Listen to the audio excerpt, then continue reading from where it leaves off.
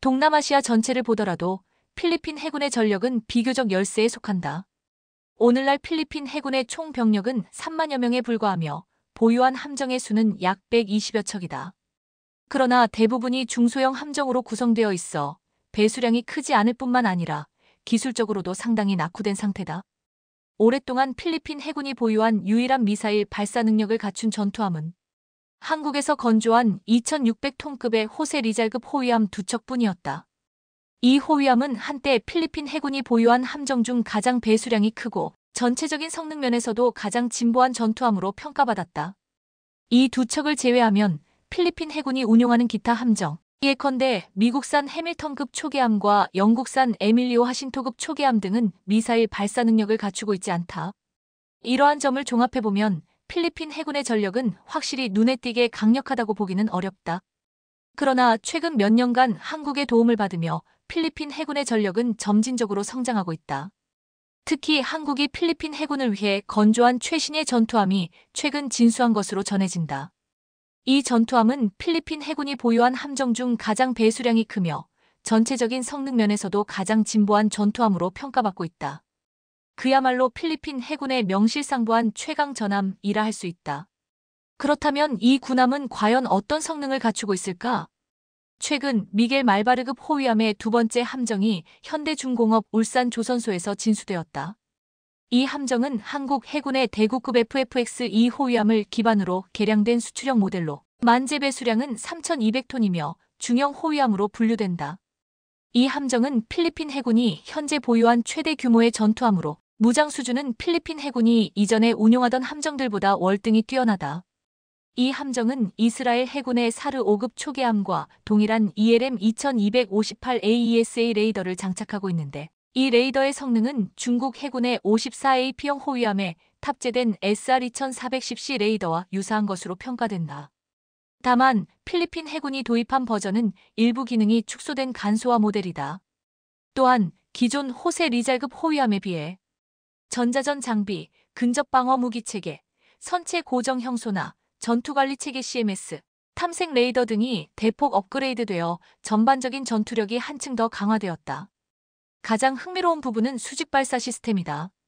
미겔 말바르급의 전방 갑판에는 16셀의 VLS가 배치되어 있다. 이 시스템은 프랑스 공군의 MICA 공대공 미사일을 개량한 수직발사 버전 VL MICA 대공 미사일만 운용 가능하며 차후 한국판 하푼으로 불리는 해성 SSM-700K 대함 미사일을 추가로 장착할 예정이다. 종합적으로 볼 때 미겔 말바르급은 중국 해군의 56형 초계함보다 강력한 전투력을 갖추었으며 동남아 국가들이 보유한 함정 중에서는 상당히 강력한 전투함이지만 54호형과는 여전히 상당한 전력 차이가 존재하며 최신의 함정인 54B형과는 비교조차 어려운 수준이다. 그럼에도 불구하고 이 함정은 필리핀 해군이 처음으로 보유하는 고강도 해상전 수행이 가능한 전투함으로 지금 남중국해의 정세가 점점 더 긴박해지고 있는 상황을 고려할 때 필리핀 해군이 이를 남중국해에서의 군사적 도발에 활용할 가능성이 높다는 점을 특히 주의해야 한다. 이와 함께 한국은 남중국해 문제에 점점 깊이 개입하고 있다. 최근 한국은 수엔자오, 한국의 이어도와 르샹자오, 한국의 가거초 암초를 점거하여 중국과 마찰을 빚는 동시에 필리핀과의 군사 협력을 적극적으로 확대하며 필리핀 해군의 강력한 전투함을 건조해주고 있다. 또한 단순히 필리핀에 호위함을 수출하는 것뿐만 아니라 베트남에도 중고 포항급 초계함을 공여하는 등 영향력을 확대하고 있다. 이러한 정황을 고려할 때 한국과 필리핀 간에는 서로 은밀하게 결탁하여 중국을 견제하려는 움직임이 포착되며 이는 우리가 각별히 경계해야 할 사안이라고 할 수 있다. 어쩐지 필리핀이 제멋대로 남의 섬까지 마구 점령하려 들더라니. 알고 보니 한국이 이렇게 강력한 전함을 만들어줬구나. 우리가 농산물을 사주니까 그 돈으로 이런 걸 사들이는 거야.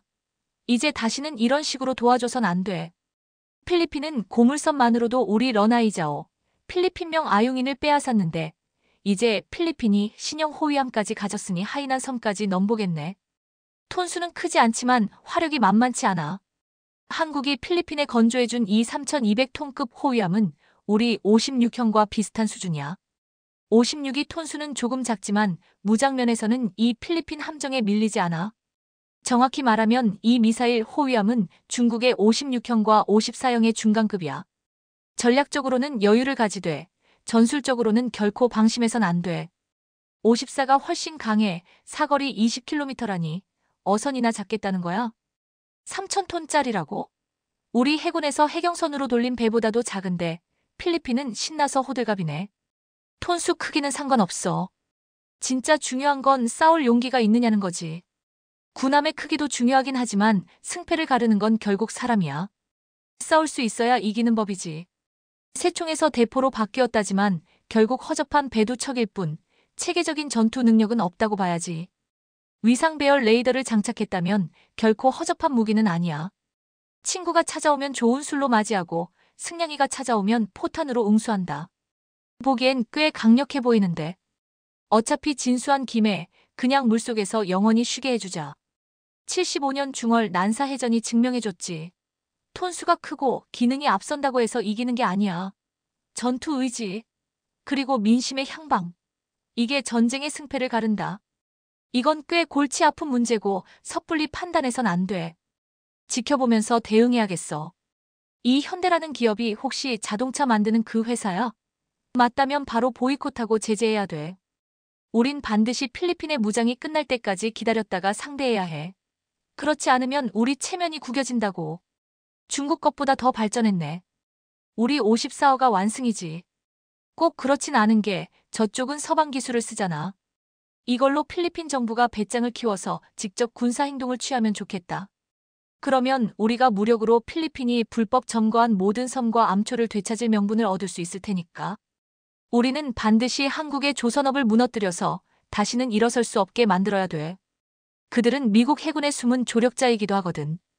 일본, 한국, 대만, 필리핀, 베트남, 인도까지 완벽한 포물선으로 포위하고 있네. 만약 필리핀에 대해 계속해서 방임하고 단호한 조치를 취하지 않는다면 제2의 필리핀이 나올 거고 제3, 제4, 제5의 필리핀까지 계속해서 생겨날 것이다. 강력한 대응 없이 그저 말로 타이르는 것은 아무런 효과도 없으며 오히려 역효과를 불러와 더 많은 문제를 초래할 거야. 한 방 제대로 날려야 100방 얻어맞는 걸 피할 수 있다. 지금은 우리가 먼저 한 방 날렸다가 되려 함정에 빠진 꼴이 됐어. 중국 주변에 이렇게 많은 함정이 파여 있는데 그걸 왜 못 보고 있냐? 우리가 한국의 야망을 꺾지 않으면 끝없는 후환이 일어날 거야. 필리핀에게도 강력히 조치를 취해서 위험을 세워야 돼. 미국 따위는 사실 별로 대단한 것도 아니야. 한국 정부는 한반도 정세를 다룰 때 상당한 자신감을 보인다. 그 이유는 무엇인가? 첫째, 한국은 군사기술이 상당히 발전해 있고 동맹국의 지원도 있으며 경제력과 과학기술 수준도 탄탄하기 때문에 자신감을 가질 만한 기반이 충분하다. 둘째, 이러한 태도는 한국이 자국의 종합적인 국력과 국제정세를 신중히 평가한 결과라 할 수 있다. 한국이 국방과 군사 분야에 투자하는 규모나 국제사회에서 적극적으로 활동하는 모습을 보면 그런 자신감을 엿볼 수 있다. 게다가 한국은 자주 국방을 추진하며 미국에 대한 의존도를 낮추려 하고 있는데 이는 한국 정부가 스스로 충분한 능력을 갖췄다고 판단하고 있음을 보여준다. 수엔자오, 한국의 이어도는 원래부터 중국 영토였고 한국도 여기에 이의를 제기한 적이 없었어. 그런데 최근 20여 년 사이에 갑자기 자기네 땅이라고 우기기 시작했지. 만약 한국이 수엔자오를 끝까지 차지하려 한다면 충돌을 각오해야 할 거야. 한국을 상대할 때는 필리핀을 상대하듯 미온적이거나 소극적으로 해선 안 되고 단호하고 결연하게 맞서야 한다. 한치의 양보도 해서는 안 되며 그 어떤 환상도 갖지 못하게 해야 하고 역사적 분쟁거리도 남겨선 안 된다. 그래야만 후대에 부끄럽지 않을 것이다. 필리핀 하나 제대로 손보지 않으니 이제 베트남, 인도네시아, 일본, 한국까지 다 들썩이고 있네. 얼마 전 필리핀 참모총장이 중국은 필리핀의 적이라고 했어. 이건 필리핀이 중국에 선전포고를 한 것이나 다름없어. 이에 대한 대응으로 남파선 필리핀 패선바뀌질 견인해 갈 것을 제안한다. 국가는 전략적 차원에서 한국과 일본의 조선소에 대한 경계를 강화해야 한다. 미국 도람프 대통령이 간밤에 일론 머스크에게 불호령을 내리며 한국을 감싸는 일이 벌어졌습니다. 일본은 환심을 사기 위한 각종 선물 공세로 미국의 개가 되어 꼬리를 살랑거리고 있지만 한국은 당장 우리 정치 상황조차 혼란스럽기 때문에 별다른 대응을 하지 못하고 있었는데요. 그럼에도 또람프 대통령은 간밤에 한국을 언급하며 한국의 선물 꾸러미를 안겨주겠다는 발언을 한 건데요. 현대차의 가장 강력한 라이벌이기도 한 테슬라의 일론 머스크가 국가효율부, 이른바 도지 부처를 이끌며 칼잡이 역할을 하는 상황에서 한국에도 칼을 겨눠 테슬라 띄우기를 시도했지만 트럼프 대통령이 의도적인 한국 띄워주게 하며 길을 살려주면 물론이고 관세 폭탄도 떠넘기지 않겠다는 뜻을 밝힌 것이죠. 사실 부동산 사업가 출신이니만큼 거래가 확실한 양반이고 자기가 한 말도 하루아침에 바꾸는 사람이기 때문에 여전히 긴장의 끈을 놓을 수는 없지만 이는 여러 산업과 경제 역학관계를 보면 어느 정도는 수긍하고 안심할 수 있는 상황인 것 같긴 합니다. 트럼프는 한국을 편애한다기보다는 일면 한국을 좋게 보고 필요하게 보는 부분이 있기 때문인데요. 오커스라 불리우는 미국, 영국, 호주 3국 안보 동맹은 물론이고 캐나다와 멕시코 등 오랜 우방부터 관세 때리기를 시전하고 있는 미국이 한국만큼은 고개를 숙여 도와달라고 할 수밖에 없는 것이죠. 실제로 현재 미국을 방문해 트럼프 대통령 측의 보수 성향 싱크탱크 관계자들을 만난 장관급 인사들은 후일담을 나누는 기자회견에서 한국에 엄청난 규모의 관세 폭탄은 없을 것이라고 단언합니다. 방위비 분담에 대해서도 대단한 협상 주제가 되지 않을 것이라는 이야기도 덧붙이는데요. 그래서 내용을 좀 살펴보니 트럼프 대통령은 한국의 조선업이 갖고 있는 엄청난 기술력과 그 힘에 기대고 싶은 마음이 크기 때문에 한국을 때릴 일은 없다는 것이 워싱턴 정계의 중론이라고 합니다. 그리고 이건 실제로 단순한 립서비스가 아니라고 하는데요. 워싱턴에서 나온 각종 브리핑을 모아보면 조선업 협력에 대해서는 전문가를 공통으로 도와줄 수 있는 유일한 나라를 한국으로 보고 있다. 한국은 마국과 영국, 독일 등 몇몇 자유국가를 제외하고 유일하게 항공모함부터 핵잠수함까지 모두 자체 기술로 건조할 수 있는 기술이 있는 나라다. 하지만 독일은 완벽한 미국 우방이라 보기 어려운 지정학적 특성을 갖고 있고 영국은 브렉시트 이후 해롱거리고 있다. 따라서 한국이 유일한 대안이자 믿을 수 있는 우방이 된 것이다. 자연히 트럼프 대통령은 다음에 한국에 어떤 정부가 들어설지를 걱정하고 있다. 중국에 확실한 목소리를 낼 수 있으면서 한미 등맹을 강화할 수 있는 대통령을 원한다. 공산 세력을 막을 의지가 강력한, 당장 내일이라도 싸워서 나라를 지킬 군인을 보유한 멋진 나라는 한국밖에 없다는 것이 트럼프 대통령의 판단이다라고 말하고 있죠. 그래서 오늘은 대한민국 해군력과 핵무장 관련한 재미난 비화 몇 가지 소개해드리려고 합니다.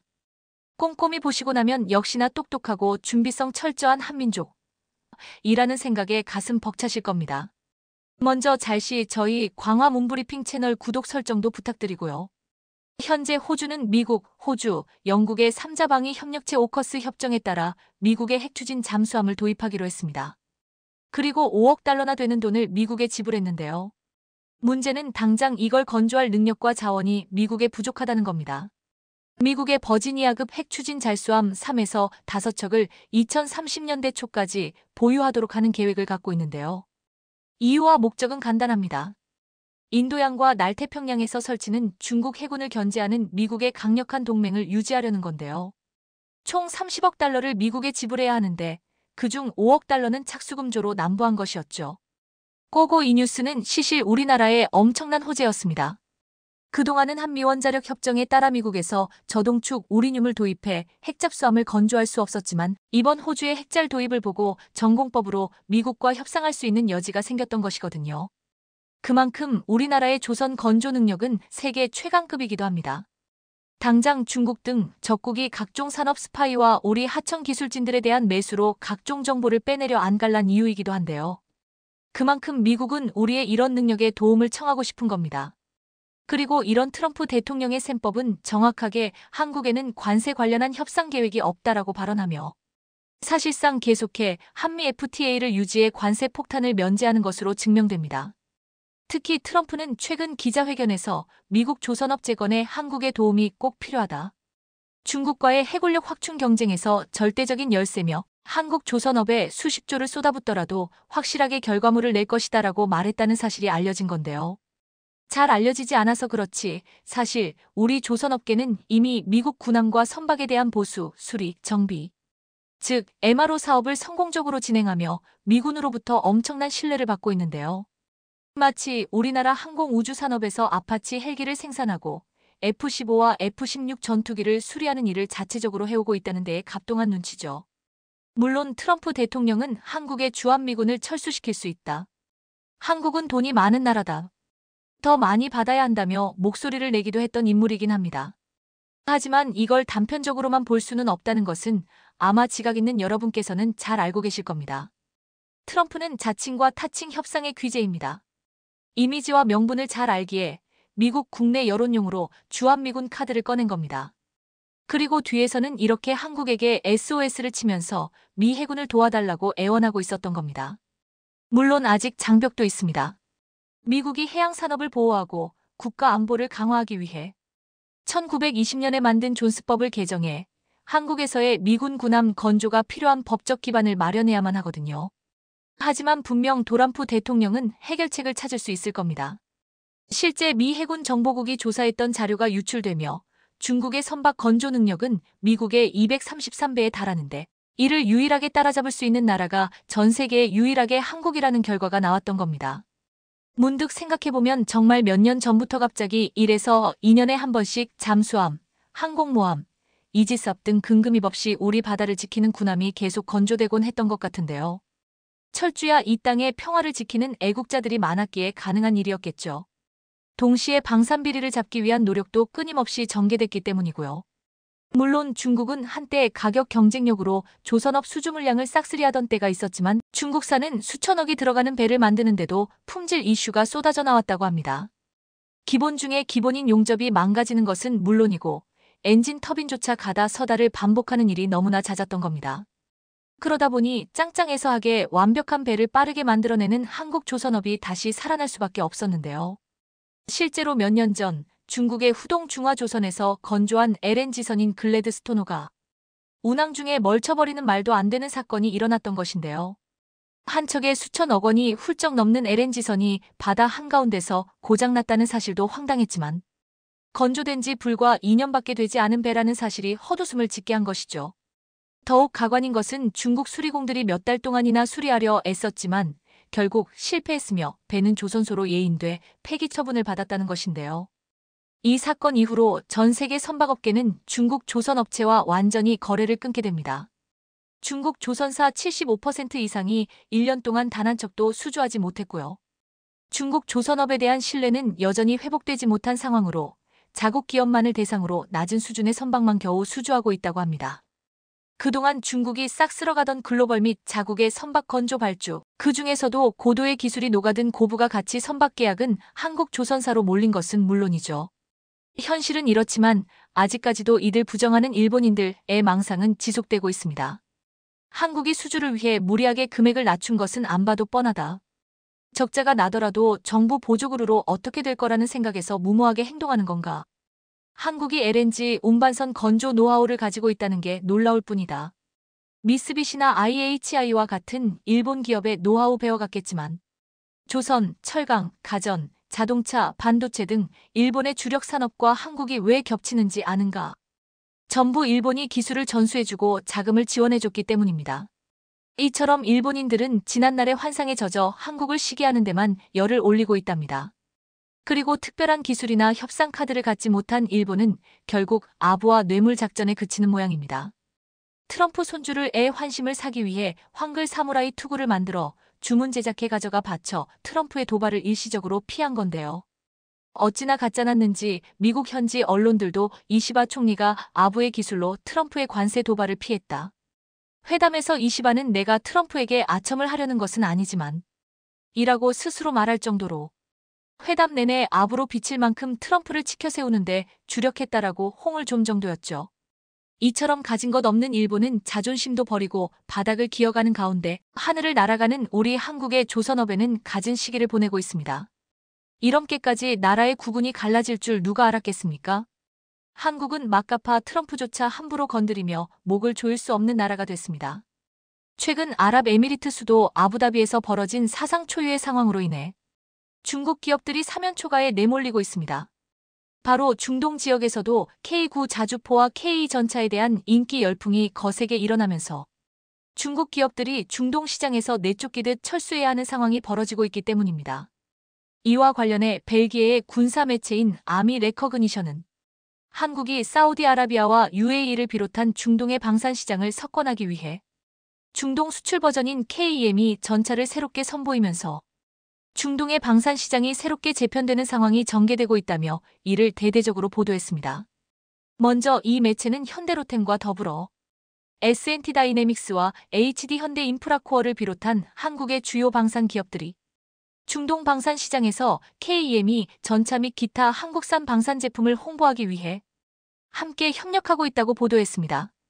바로 아랍에미리트의 수도인 아부다비에서 개최된 2025년 국제방위산업 전시회 IDEX에서 코리아 원팀이라는 이름으로 참가한 이들 기업이 국산 동력계 파워팩을 탑재한 KE 전차의 성능을 강조하며 노후화된 기갑 전력을 교체하려는 사우디아라비아와 아랍에미리트 시장을 적극적으로 공략하고 나섰다는 것입니다. 이 매체는 군사 전문가들의 분석에 따르면 사우디아라비아와 아랍에미리트의 전차 도입 시장 규모가 약 18조 원 124억 2천만 달러에 이를 것으로 추산하고 있는 만큼 세계 최고의 전차를 생산하고 있는 한국 기업이 여기에 참여하는 것은 지극히 당연하다고 보도했습니다. 벨기에 매체는 2025 국제방위산업 전시회 IDEX에 참가한 S&T 다이내믹스와 자회사 S&T 모티브가 KE 전차에 탑재되는 국산 동력계 파워팩을 비롯해 다목적 전술 차량용 120 박격포 시스템과 24면장 발칸포 원격 사격 시스템, 그리고 K6 중기관총 등을 전시했다고 보도했습니다. 특히 이 매체는 그 중에서 가장 눈에 띄는 것은 다름 아닌 한국의 자체 기술로 개발된 KE 전차의 엔진과 변속기라고 보도했습니다. 이 동력계 파워팩은 튀르키예의 알타이 올타이 전차에도 적용되어 하루 200km를 주행하는 실전 테스트를 거쳤다. 이후 2023년 초 S&T 다이내믹스와 HD 현대인프라코어는 튀르키예와 변속기 및 엔진 수출 계약을 체결했다. 또한 대한민국 육군은 KE 전차 4차 양산분에 국산 변속기를 적용하기로 확정했다. 뿐만 아니라 이 매체는 2025년 2월에 S&T 다이내믹스가 한국 육군에 국산 동력계를 탑재한 KE 전차를 1,337억 원 9,286만 달러 규모로 공급하는 계약을 체결했는데 2026년부터 인도가 시작될 예정이라고 보도했습니다. 이 매체는 KE 전차의 국산 시스템 통합은 수출 제한을 완화하고 해외 고객에게 향상된 군수 지원을 제공하는 방안으로 제시되고 있다고 평가했는데요. 실제로 이 매체는 이 같은 성과를 바탕으로 방위사업청 및 방산업계 관계자들이 폴란드와 루마니아 그리고 중동을 중심으로 한국 방산 제품의 수출을 적극 추진하고 있다고 보도했습니다. KEME는 고온의 사막 환경에서 운용할 수 있도록 설계되었으며 냉각 및 역과 시스템이 강화되었다. 이 전차는 현대적인 주력 전차의 표준 배치를 유지하며 승무원은 3명으로 구성된다. KEME의 전투 중량은 약 60톤이고 길이 19m, 너비 36m, 높이 25m의 크기를 갖추고 있다. 동력원으로는 HD 현대인프라코어가 개발한 1500마력 디젤 엔진과 완전 자동 변속기를 사용한다. 최대 속도는 포장도로에서 시속 68km, 비포장도로에서 시속 50km에 달한다. 또한 이 매체는 중동용으로 개발된 KEME는 이남 서스펜션 시스템과 동적 궤도 장력 시스템도 갖추어 기동성을 향상시켰다고 극찬했는데요. 따라서 이 매체는 KEME의 한국산 동력계 파워팩을 통합함으로써 수출 제한을 해소하고 유지보수 역량을 획기적으로 개선할 수 있게 됐다고 보도했습니다.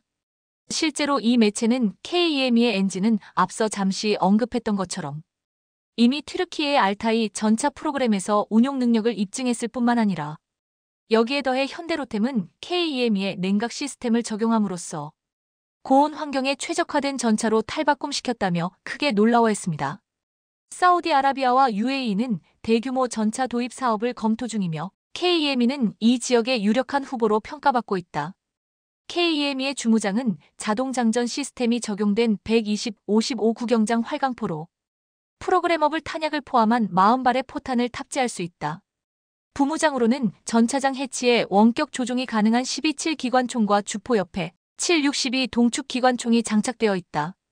뿐만 아니라 이 매체는 중동 국가를 위해 개발된 KEME 전차는 방어력 측면에서도 뛰어난 성능을 자랑하는데 차체와 포탑이 복합장갑으로 강화되어 있을 뿐만 아니라 하드킬 능동방어 시스템 APS과 드론 제밍 시스템도 함께 포함되었다고 극찬했습니다.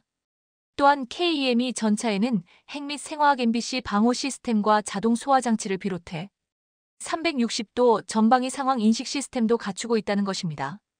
그리고 사격 통제 기능으로는 GPS INS 항법 시스템과 헌터 킬러 기능, 그리고 자동 표적 탐지 및 추적 시스템이 적용됐다는 것입니다. 한편 한국산 KE 블랙팬서 전차는 수출 시장의 요구에 맞춰 다양한 변형 모델로 개량된 바 있다. 예를 들어 KE-EX는 한국형 능동방어 시스템 KAPS-2과 360 상황 인식 시스템, 드론 대응 기능이 추가된 원격 조종 무장 시스템이 적용되었다. KPL은 폴란드를 위한 모델로 복합 및 폭발 반응 장갑과 하드킬 능동방어 시스템, 그리고 대무인기 전자전 시스템이 추가되었다. KGF는 폴란드의 방위 능력을 단기간에 보강하기 위한 임시 전력으로 도입되었다. KN형은 노르웨이를 위해 설계된 모델로 트로피 능동방어 시스템과 개선된 장갑, 그리고 혹한 지역 운용을 위한 특수 조정이 이루어졌다. 그러면서 이 매체는 이미 그동안 혹한과 무더위라는 극한의 환경에서도 K 전차는 잔고장 없이 강력한 성능을 과시해왔던 만큼 사우디아라비아와 아랍에미리트가 KEM이 전차를 마다하고 다른 전차를 선택한다는 것은 그야말로 어불성설과 다름없다고 지적했는데요.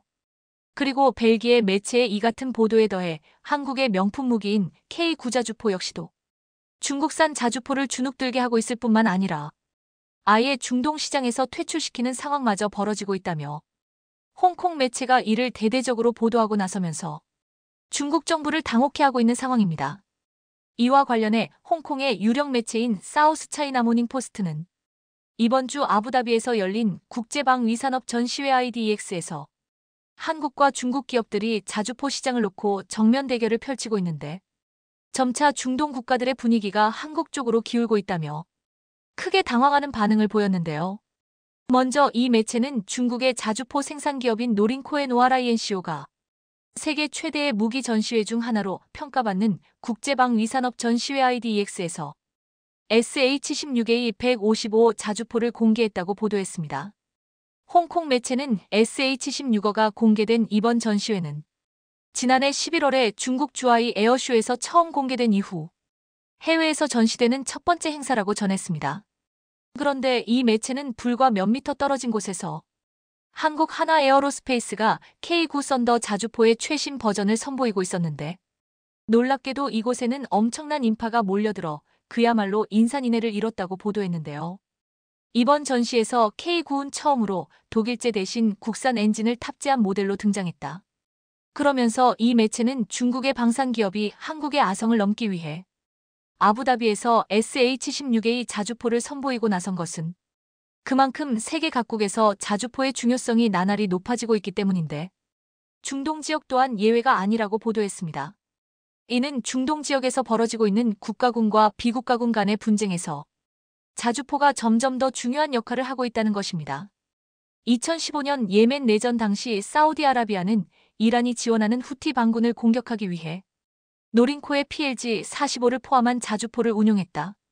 이스라엘 또한 가자지구 전쟁 중 미국산 M109 자주포를 사용한 것으로 전해졌다. 우크라이나 전쟁에서도 자주포가 항공기나 미사일보다 비용 효율적인 무기로 활용되며 드론 공격을 방어하는 장거리 정밀 화력과 기동성을 제공하는 무기로 자리 잡고 있다. 그런데 이 매체는 중국 기업 노린코이 2007년에 사우디와 쿠웨이트를 상대로 PLG-45 자주포를 수출한 경험을 앞세워 이번 전시회에 SH-16A 자주포를 야심차게 선보였지만 애석하게도 중동 국가들의 관심은 오로지 K9 자주포에 집중되고 있었다고 한탄했습니다.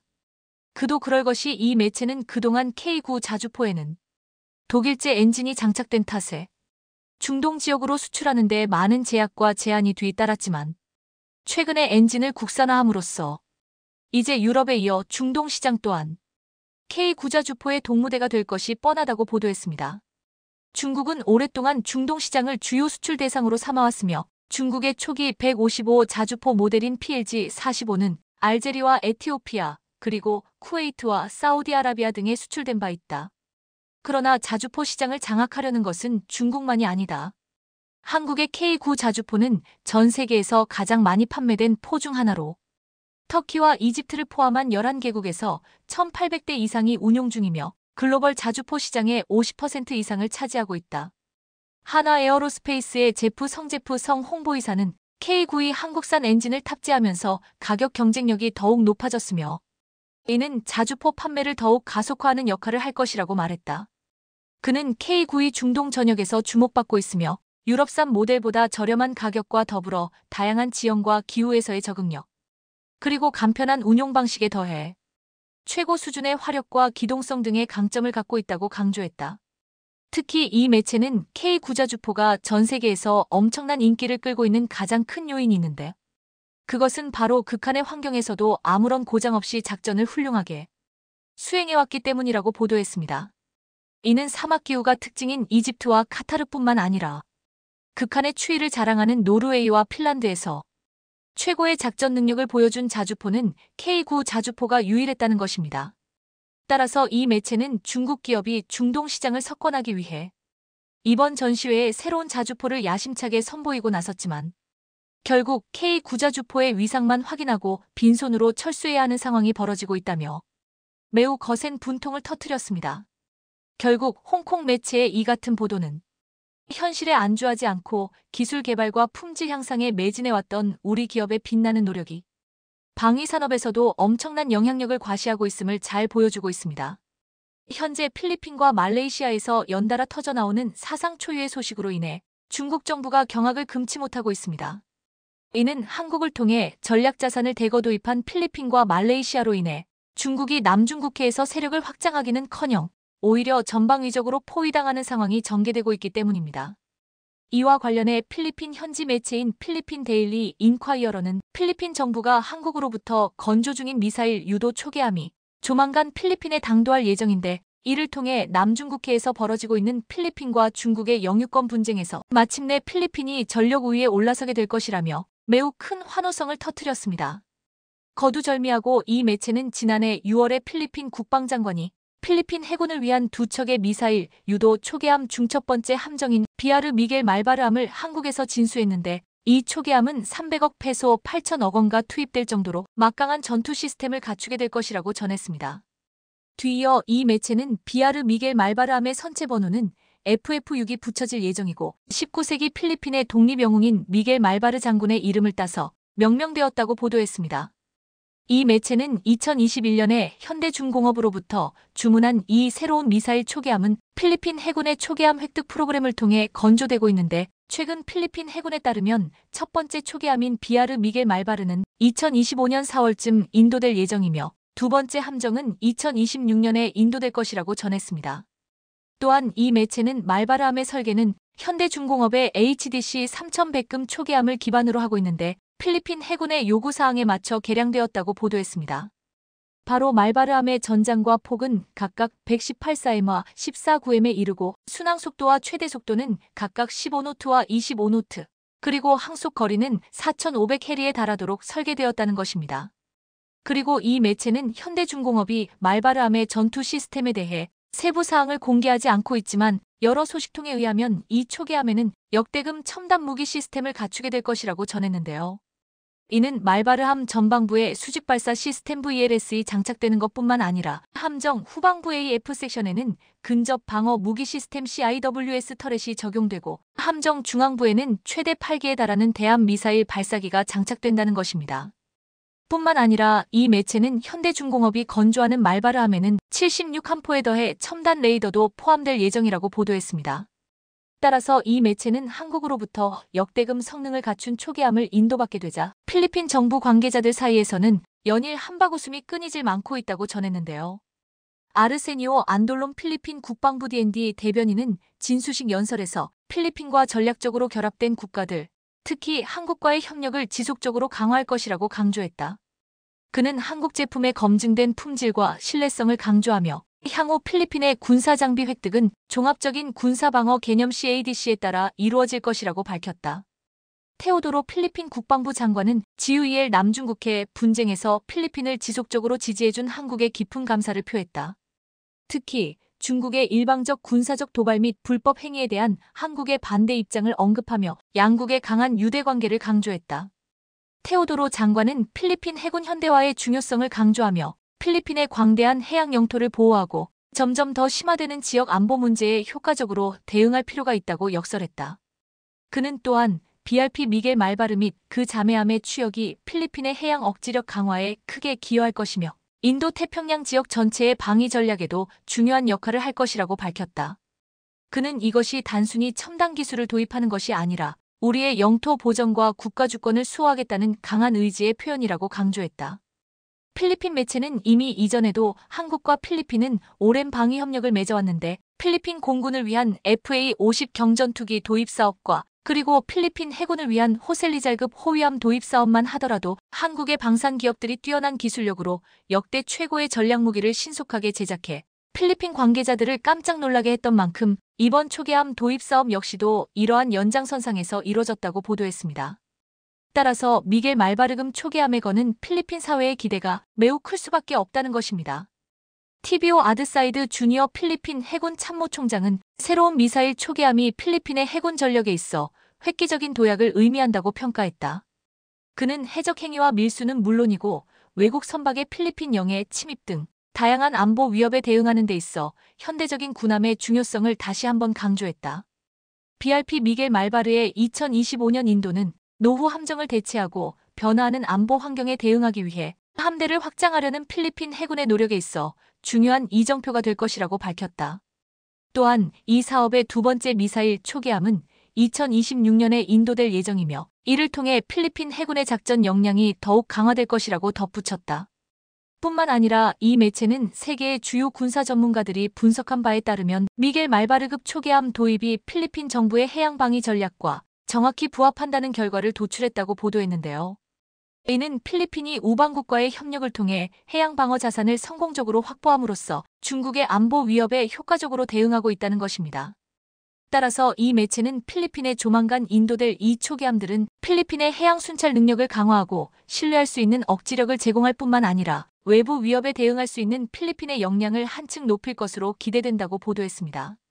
그리고 필리핀에서의 이 같은 상황에 더해 최근 말레이시아 정부 역시도 필리핀의 사례를 참고서로 삼아 한국제 방산무기를 대거 도입하려는 모습을 적극적으로 보이고 나서면서 동남아시아 국가들과의 영유권 분쟁으로 인해 사면 초과에 내몰린 중국 정부를 아연실색해 하고 있는데요. 이와 관련해 말레이시아 현지 매체인 더스타는 지난 월요일에 한국 해군의 상륙함인 천자봉함이 말레이시아 포트클랑에 정박해 말레이시아 국민들로부터 대대적인 환영을 받았는데 이는 그럴 만한 이유가 있기 때문이라고 보도했습니다.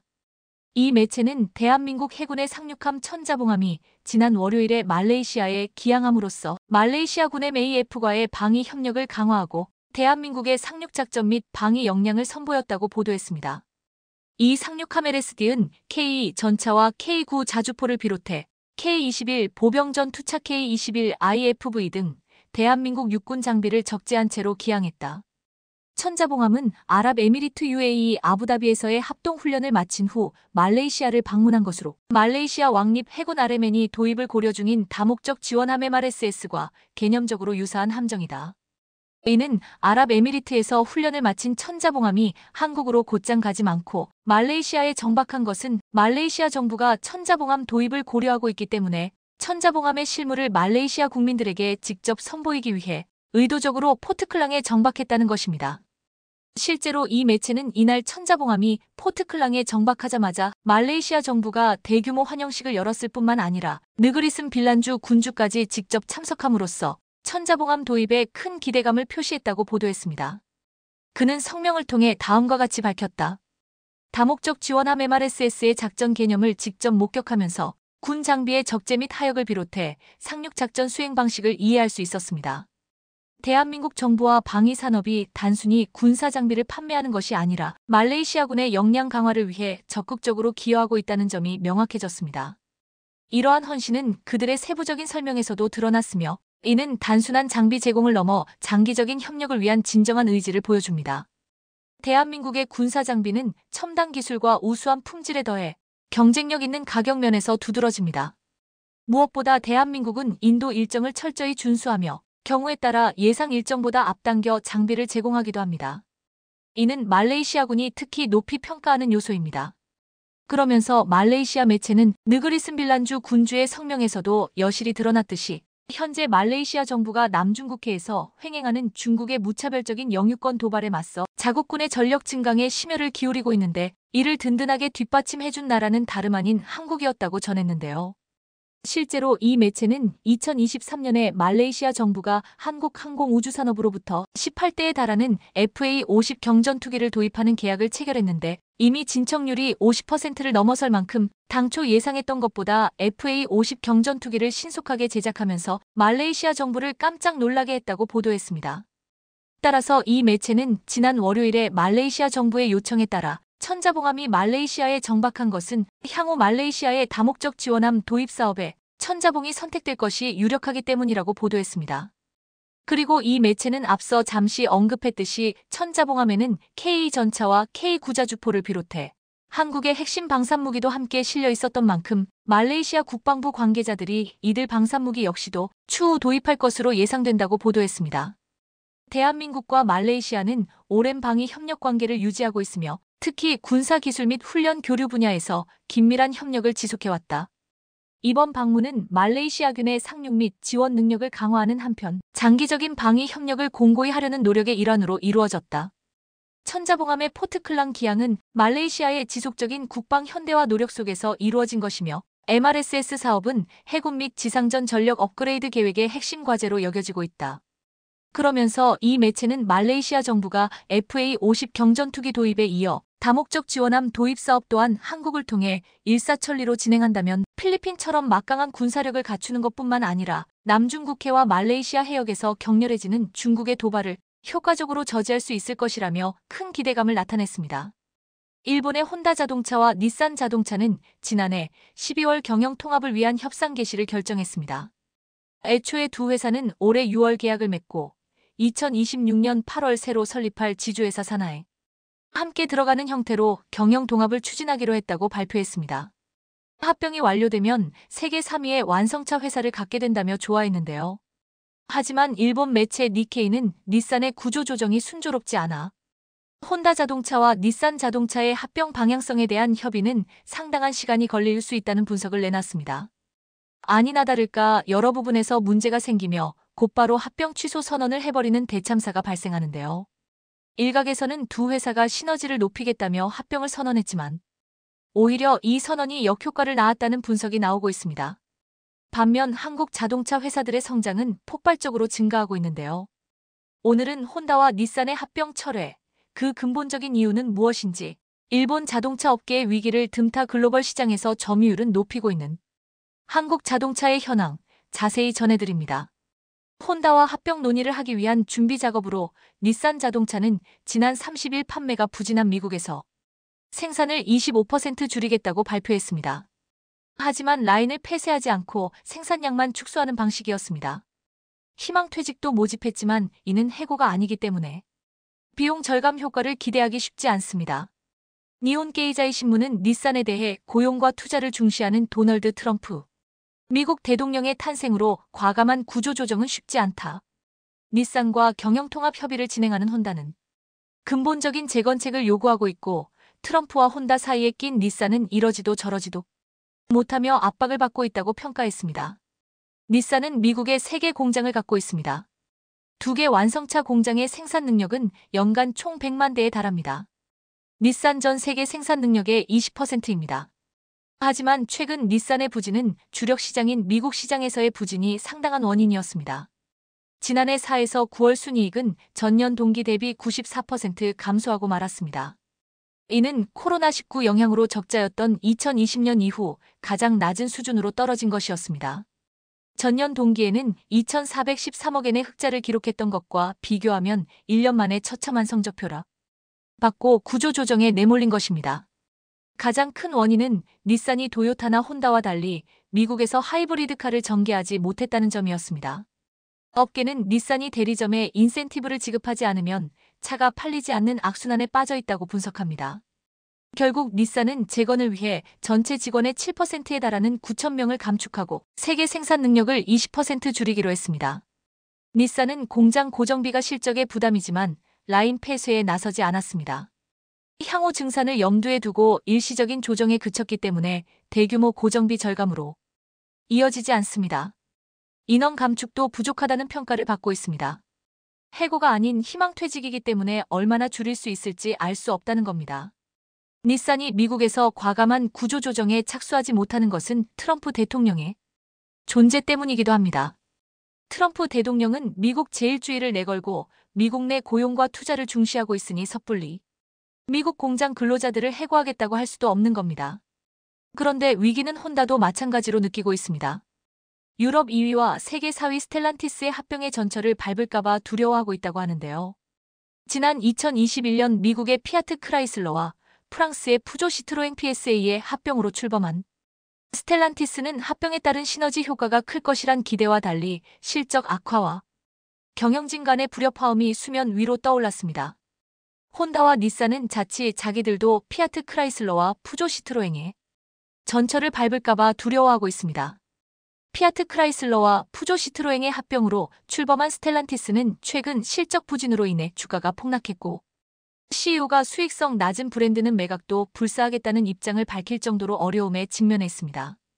스텔란티스는 작년 11월 미국 오하우주 조립 공장과 디트로이트 부품 공장에서 인력을 감축하고 영국에서도 가솔린과 경유차를 생산하는 루턴 공장을 폐쇄하는 등 허리띠를 졸라매고 있습니다. 무엇보다 경영진 간의 불협화음이 수면 위로 떠올랐습니다. 최근 일본 매체 니케이 비즈니스는 스텔란티스가 세계의 위대한 합병으로 세계 최강자의 위치를 확실히 차지했지만 아직 단일 기업이 되지 못해 규모의 이점을 충분히 발휘하지 못하고 있다고 평가했습니다. 니케이 비즈니스는 스텔란티스가 피아트, 푸조 같은 일반 차량부터 마세라티와 같은 고급차에 이르기까지 14개 브랜드가 참여하고 있으나 각계 전투를 하다 보니 생산량 증가에 따라 단위당 생산비가 감소하는 규모의 경제를 실현하지 못했고 분석하면서 혼다와 닛산이 과연 합병으로 시너지를 낼 수 있을지 염려했습니다. 그러더니 결국 올 것이 오고야 말았습니다. 두 회사가 합병을 중단한다고 발표한 것입니다. 혼다와 닛산이 합병해 세계 3위의 완성차 회사로 출범하겠다는 계획은 백일몽이 되고 말았습니다. 일본 니혼게이자이 신문은 닛산이 혼다와의 합병 논의를 중단하기로 결정했다고 보도했습니다. 두 회사는 합병 논의를 위해 지난해 12월 체결했던 양해각서의 모유도 철회할 예정입니다. 양쪽은 합병 비율을 두고 이견을 좁히지 못한 것으로 알려졌는데요. 두 회사는 신규 지주회사를 설립해 혼다와 닛산을 완전 자회사로 편입하되 신설 지주회사 이사회 과반을 혼다가 임명하는 합병안을 내놨습니다. 그런데 이 지주회사가 두 회사 지분을 각각 얼마에 사들릴지를 두고 불협화음이 발생했다고 합니다. 혼다는 아예 닛산을 인수, 자회사로 만든 뒤 직접 구조조정을 단행하겠다는 입장이었지만 닛산은 사실상 거절했습니다. 닛산의 한 고위 관계자는 요미우리 신문에 두 회사의 주주들이 받아들일 수 있는 조건을 충족하는 것은 거의 불가능에 가깝다. 경영 통합은 이제 어렵다고 말했습니다. 하지만 합병 무산 조짐은 일찍이 감지됐습니다. 애초 지난달 말 공개될 예정이었던 합병 일정과 방향이 이번 달 중순으로 연기되면서 업계에서는 협상이 난항을 겪고 있다는 얘기가 흘러나왔는데요. 물론 합병 논의가 재개될 가능성도 배제할 수는 없습니다.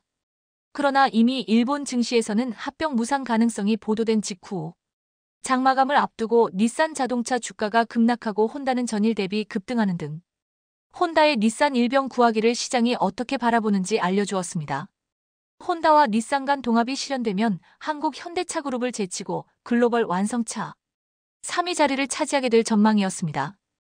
이것이야말로 일본 정부가 바라는 바일 것입니다. 하지만 혼다와 닛산이라는 전혀 다른 색을 지닌 두 회사를 합병하는 게 쉬운 일은 아닙니다. 합병이 수포로 돌아가자 일본 정부는 당황해하는 반면 경쟁사들이 주춤한 사이 한국의 현대 기아차는 세계 2위 폭스바겐을 바짝 따라붙으며 격차를 좁히고 있습니다. 현대자동차그룹이 지난해 완성차 시장 침체에도 불구하고 선방하면서 글로벌 12위 기업인 일본 토요타 자동차그룹과 독일 폭스바겐그룹과의 격차를 좁혔습니다. 현대차와 기아차는 지난해 글로벌 시장에서 총 723만여 대를 판매하면서 3위 입지를 굳혔습니다. 반면 전기차 캐즘, 경기 둔화 등으로 인해 토요타는 지난해에 비해 판매 실적이 3~7%나 줄었습니다. 반면 현대차 기아는 2위인 폭스바겐 그룹의 뒤를 더 바짝 따라붙었습니다. 만년 5위에 머물렀던 현대차 그룹은 코로나19 사태가 덮쳤던 2020년 4위에 이름을 올리더니 2022년 두 계단을 뛰어오르며 3위에 올랐고 같은 순위를 3년간 유지하며 빅3에 안착했습니다. 하지만 현대차, 기아도 트럼프라는 걸림돌을 어떻게 헤쳐나가야 할지는 고민입니다.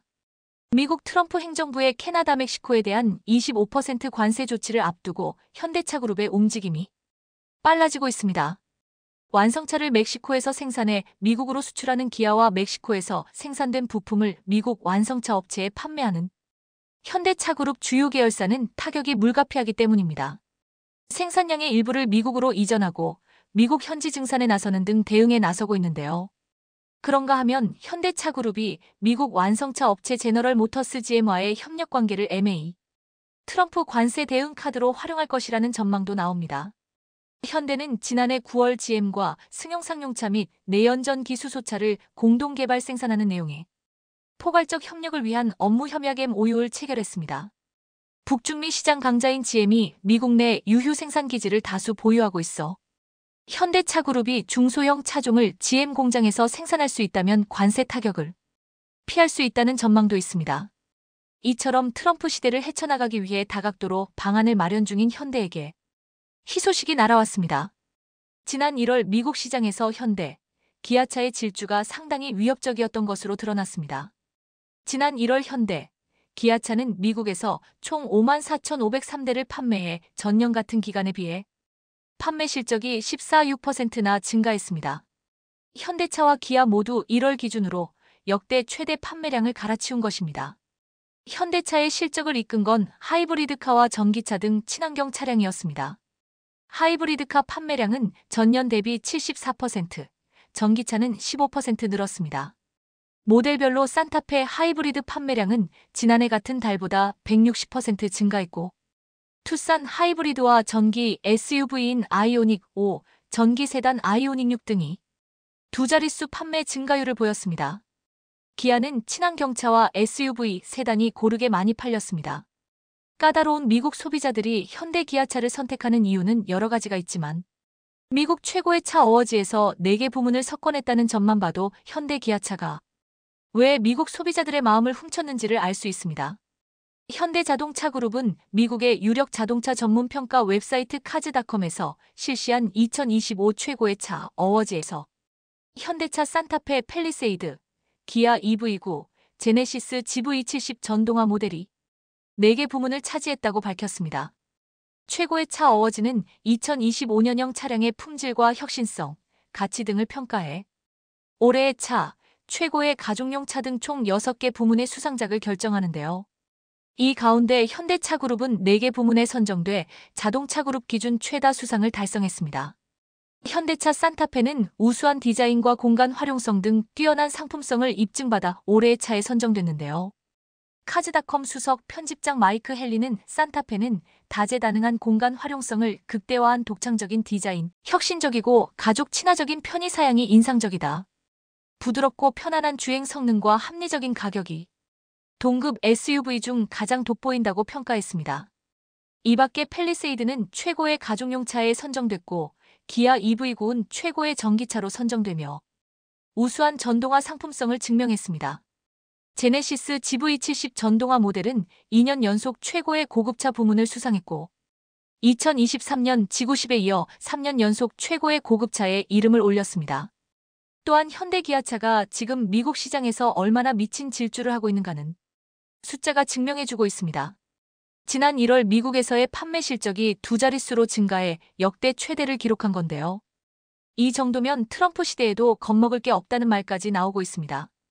미국 주도의 대중국 반도체 제재로 인해 코너에 롤린 중국이 금기아, 한국과 반도체 협력을 하기로 했다는 내용을 일방적으로 발표하는 무리수를 두면서까지 한국에 매달리고 있습니다.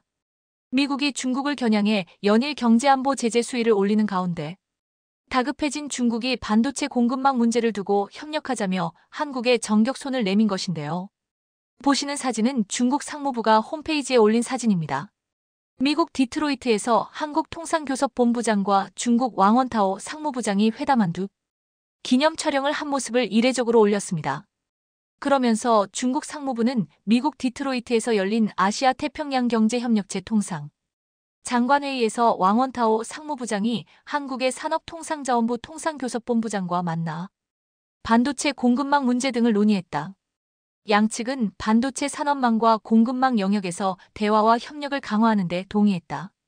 고 밝혔습니다. 하지만 이것은 사실이라고 보기 어렵습니다.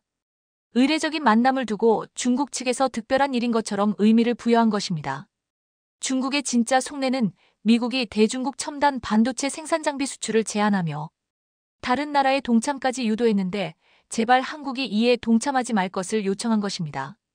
중국 관영 글로벌타임스는 29일 논평을 통해 이 회담을 거론하며 두 나라가 반도체 협력을 강화하기 위해 한국 반도체 기업들이 중국 시장 내 구멍을 메워주는 건 미국 마이크론의 공급 부족분을 한국 기업이 메우는 것은 자연스러운 일이라며 한중 간 반도체 분야 협력에 매달린 것입니다. 반면 대중국 반도체 수출 통제를 본격화한 일본에 대해서는 강렬한 불만을 제기하며 일본의 반도체 조치는 잘못된 행동이라고 직격탄을 날렸습니다. 한국에 대해서는 손을 내밀고 일본은 강하게 압박하는 행보를 보인 것입니다. 하지만 한국 반도체 기업들은 신중한 태도를 보이고 있습니다. 실제로 중국 상무부가 발표한 반도체 공급망 협력이라는 문구는 한국 측 발표에는 빠져 있었습니다. 그간 중국이 보여온 태도를 보면 허울 좋은 유화책을 믿기 어렵기 때문입니다. 상황이 조금만 달라져도 언제 그랬나는 듯 태도를 바꿔온 것이 바로 중국입니다. 그립대 최근 중국의 반도체 사정이 정말 심각하긴 한 모양입니다. 최근 서진핑 주석은 문집을 통해 반도체 기술 자강을 외치면서 한편으론 한국의 반도체 협력을 제안하는 모순적 태도를 보였습니다. 시 주석은 지난 3월 양회 때 당 중앙과학기술위원회를 신설하기로 결정하고 반도체 등 핵심 기술과 관련된 돌파구 마련을 위해 이 문제를 자신이 직접 독려하겠다는 의지로 피력한 바 있습니다. 하지만 한쪽에서는 기술 자강을 외치면서 다른 한쪽에서는 한국에 구애를 하는 이중적인 태도를 보이고 있는데요. 그 이유는 현재 중국 반도체 기업들이 엄청난 속도로 추락 중이기 때문입니다. 중국 최대 파운드리 업체인 SMIC 중심거지는 지난 1분기 암울한 성적표를 받았습니다. 1분기 매출이 작년 같은 기간 대비 26%나 급감했던 것입니다. 더구나 SMIC는 14나노 이하 미세공정 반도체 고객사 수주와 반도체 생산 자체를 사실상 중단한 것으로 전해졌습니다. 대만 디지타임스 등 외신 보도에 따르면 SMIC는 공식 홈페이지에서 14나노 파운드리 기술과 관련한 설명 페이지를 삭제한 상태입니다. SMIC는 제2의 TSMC를 꿈꾸던 중국의 대표적인 반도체 파운드리 기업이었던 만큼 현재 중국 반도체 업계가 얼마나 심각한 상황에 처해 있는지를 단적으로 보여주고 있습니다. 미국 정부가 강도 높은 규제를 앞세워 SMIC의 반도체 장비 및 기술 확보를 압박하자 첨단 반도체 대신 구형 레거시 반도체라도 집중하는 쪽으로 방향을 튼 것으로 보입니다. 공식적으로 발표되지는 않았지만 과거 SMIC는 7나노 미세공정으로 반도체를 제조했다는 소문이 돌 만큼 파운드리 기술력에서 TSMC와 삼성전자를 빠르게 추격하고 있었습니다. 하지만 이러한 SMIC의 급성장은 중국 반도체 성장을 경계하던 미국 정부가 수출 규제를 더욱 강화하는 원인으로 작용하게 됐습니다. SMIC가 중국의 첨단 미세공정 반도체 자급체제를 구축하게 되면 인공지능 등 신사업에서 중국이 두각을 나타낼 가능성을 우려한 것입니다. 사실 반도체는 글로벌 협력이 필수적인 산업입니다. 해외 기술과 장비가 없으면 SMIC는 외국 기업과 경쟁할 수 없습니다. TSMC와 삼성은 2018년부터 7nm 칩을 생산하기 시작했으며 두 회사 모두 이를 위해 SMIC에는 없는 ASML의 EUV 스캐너를 사용했기 때문입니다.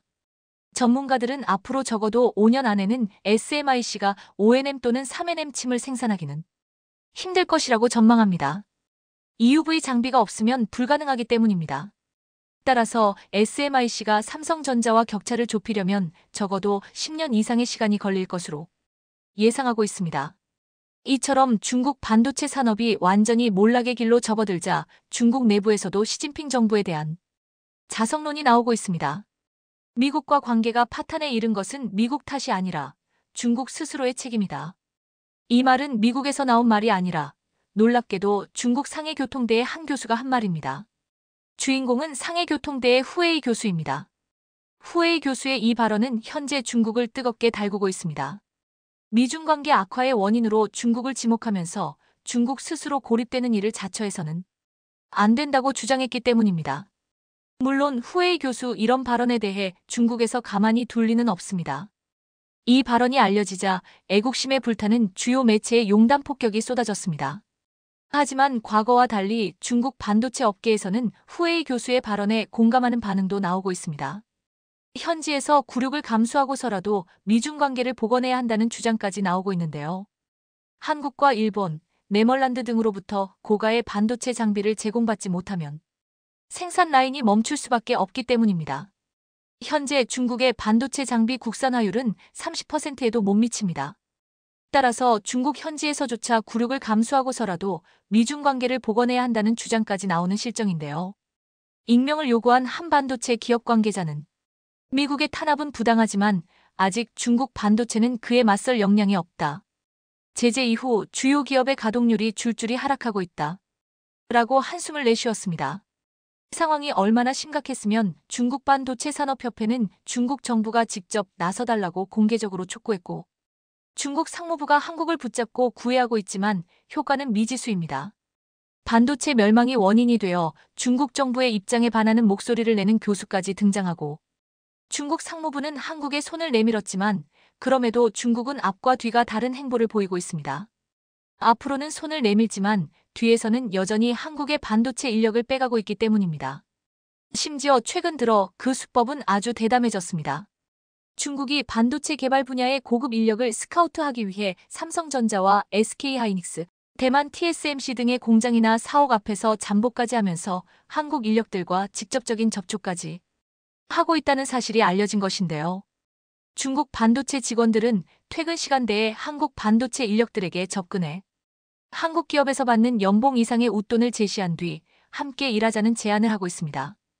영국 파이낸셜 타임스 FT는 이 같은 풍경을 전하면서 반도체와 전기자동차 배터리, 디스플레이 등 첨단 기술 영역에서 한국의 전문 지식을 축적하려는 중국의 조직적 활동이 강화하고 있다고 대대적으로 보도했습니다. 실제 중국의 움직임은 꽤 적극적입니다. 한국 반도체 기업 공장이나 사옥 앞에서 이른바 뻗치기를 하다가 퇴근 중인 직원들에게 접근해 이직 제안을 하는 건 기본인데요. 기존 연봉의 3에서 4배에 달하는 파격적 급여 제시하기도 하는 것으로 알려졌습니다. 심지어 페이퍼 컴퍼니까지 동원하고 있습니다. 삼성을 비롯한 반도체 기업들은 기술 유출을 막기 위해 퇴직 후 일정 기간 동종업계의 다른 회사에 취업하지 못하도록 재취업 제한 내규를 두고 있습니다. 이것을 우회하기 위해 반도체와 무관한 명칭의 페이퍼 컴퍼니에 한국 엔지니어를 취업시킨 후 기간 제한이 풀리면 정식 채용하는 꼼수까지 쓰고 있습니다. 중국 기업으로 이직한 엔지니어 입장에선 잠재적인 첨단 기술 유출범이라는 주변 시선이 신경 쓰일 수밖에 없습니다. 따라서 이런 생리를 잘 아는 중국 기업들이 가짜 명할까지 만들어주는 경우도 많다는 것입니다. 중국의 저질스러운 1차원적 꼼수를 한국은 시스템으로 방어하고 있습니다. 한국은 반도체 엔지니어 데이터베이스를 만들어 이직 및 출입국 현황을 모니터링하고 있으며 기술 유출 방지를 위한 신규 조사기관 설립 등 대책도 추진하고 있습니다. 정말 한국의 협력이 절실하다면 중국은 먼저 한국과 신뢰부터 쌓아야 할 텐데요. 적어도 뻔뻔한 인재 유출부터 중단하고 나서 한국의 반도체 협력을 제한하는 게 순서 아닐까 싶습니다.